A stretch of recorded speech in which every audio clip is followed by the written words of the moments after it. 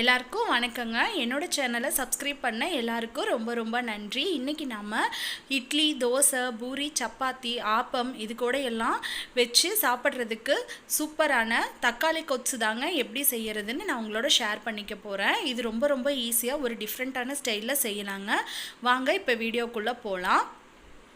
இது செய்கிறதுக்கு நான் அரை கப் அளவு பாசிப்பருப்பு எடுத்திருக்கேன். இப்போ அதை ஒரு பேனில் சேர்த்துட்டு அடுப்பை மீடியம் ஃப்ளேமில் வச்சு ஒரு 5 நிமிஷம் இது நல்லா வறுத்தி எடுத்துக்கலாம்.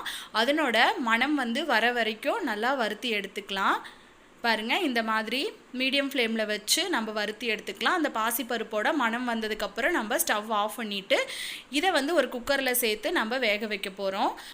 இது நல்லா ஒரு 2 டைம் கழுவி எடுத்துக்கோங்க. கழுவி எடுத்துகிட்டு குக்கரில் சேர்த்துட்டு அதில் 1 கப் அளவு தண்ணி சேர்த்து இதை நம்ம ஒரு 5லேருந்து 6 விசில் விட்டு எடுத்துக்குவோம். பருப்பு நல்லா கொலையாக வெந்து வரணும். அப்போ தான் இந்த கொத்து ரொம்ப நல்லா இருக்கும். இப்போ பருப்பு வேகிறதுக்குள்ளே நம்ம தாளித்து விட்டுடலாம். ஒரு கடாயில் 2 ஸ்பூன் அளவுக்கு எண்ணெய் சேர்த்துக்கோங்க. எண்ணெய் சூடானதும் கடுகு சேர்த்துக்கோங்க.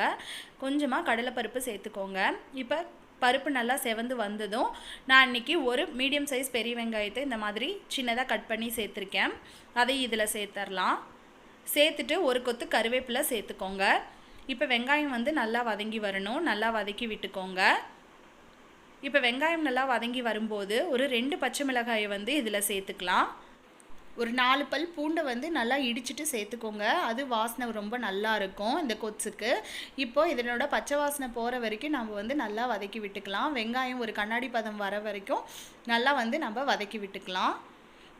பாருங்கள், இப்போ வெங்காயம் நல்லா வதங்கிடுச்சு. இப்போ இது கூட ஒரு 3 மீடியம் சைஸ் தக்காளியை நான் இன்றைக்கி சேர்த்துருக்கேன். இன்றைக்கி நான் செய்ய போகிற அளவு 4 பேர் சாப்பிடக்கூடிய அளவு. உங்களுக்கு இதை கூடவோ குறைச்சோ நீங்கள் சேர்த்துக்கோங்க இந்த அளவுகளில். இப்போ தக்காளி நல்லா மசிஞ்சு வரணும். நல்லா கொலையாக மசிஞ்சு வரணும். தக்காளி நம்ம போட்ட இடமே தெரியக்கூடாது. அந்த அளவுக்கு தக்காளி நல்லா மசிஞ்சு வரணும்.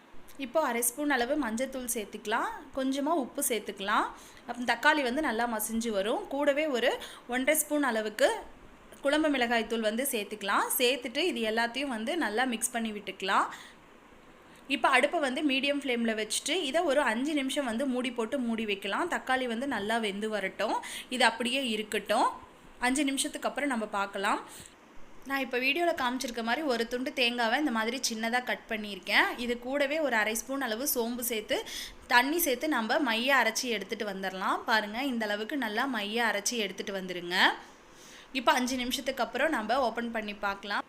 இப்போ தக்காளி நல்லா வெந்து வந்திருக்கு. சப்போஸ் உங்களுக்கு தக்காளி மசியலைன்னா இந்த மாதிரி கரண்டியை வச்சு கொஞ்சம் அழுத்தி விடுங்க. இப்போ நல்லா தக்காளி மசிஞ்சு வந்துருச்சு. இப்போ நம்ம வேக வச்சு வச்சுருக்க பாசிப்பருப்பை இதில் நம்ம சேர்த்துடலாம். சேர்த்துட்டு ஒரு முறை நல்லா கலந்து விட்டுருங்க. அது கட்டிகள் எல்லாமே இதாகிற மாதிரி நல்லா கலந்து விட்டுருங்க. இப்போ பருப்பு நல்லா கலந்து விட்டாச்சு. இது கூட நம்ம அரைச்சி வச்சுருக்கிற தேங்காய் பேஸ்ட்டையும் நம்ம சேர்த்துடலாம். கூடவே இந்த கிரேவிக்கு தேவையான அளவு தண்ணியும் நம்ம சேர்த்துடலாம். உங்களுக்கு எந்த அளவுக்கு திக்னஸாக வேணுமோ அந்த அளவுக்கு நீங்கள் தண்ணி சேர்த்துக்கோங்க. நான் இன்றைக்கி மீடியமான அளவில் தான் வைக்க போகிறேன். எல்லாத்தையும் சேர்த்துட்டு ஒரு முறை கலந்து விட்டுடலாம். இப்போ நம்ம ஏற்கனவே உப்பு சேர்த்துருக்கோம். அதனால் இப்போ இதுக்கு தேவையான அளவு மட்டும் நம்ம உப்பை சரி பார்த்து சேர்த்துக்கோங்க. சேர்த்துட்டு ஒரு முறை எல்லாத்தையும் நல்லா கலந்து விட்டுருங்க.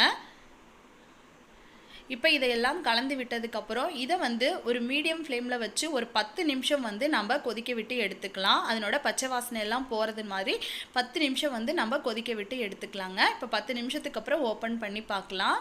சூப்பரான தக்காளி கொத்து சூப்பராக ரெடி ஆகிடுச்சுங்க. இட்லி, தோசை, பொங்கல் இது கூட எல்லாம் வச்சு சாப்பிடும்போது அவ்வளோ டேஸ்ட்டாக இருக்குங்க. ரொம்பவுமே சூப்பரான தக்காளி கொத்து ஒரு டிஃப்ரெண்ட்டான ஸ்டைலில் சூப்பராக ரெடி ஆகிடுச்சு. இப்போ கடைசியாக கொத்தமல்லி தழை தூவி நம்ம அடுப்பை ஆஃப் பண்ணிட வேண்டியதாங்க. ஃப்ரெண்ட்ஸ், நீங்களும் இந்த ரெசிபியை வீட்டில் ட்ரை பண்ணி பார்த்துட்டு எப்படி வந்துச்சுன்னு கீழே எனக்கு கமெண்ட் பாக்ஸில் கமெண்ட் பண்ணுங்கள். கண்டிப்பாக உங்கள் எல்லாத்துக்கும் இந்த வீடியோ பிடிச்சிருக்குன்னு நினைக்கிறேன். பிடிச்சிருந்தா வீடியோக்கு ஒரு லைக் கொடுங்க. நம்ம சேனலை மறக்காமல் சப்ஸ்கிரைப் பண்ணிக்கோங்க. தேங்க்யூ.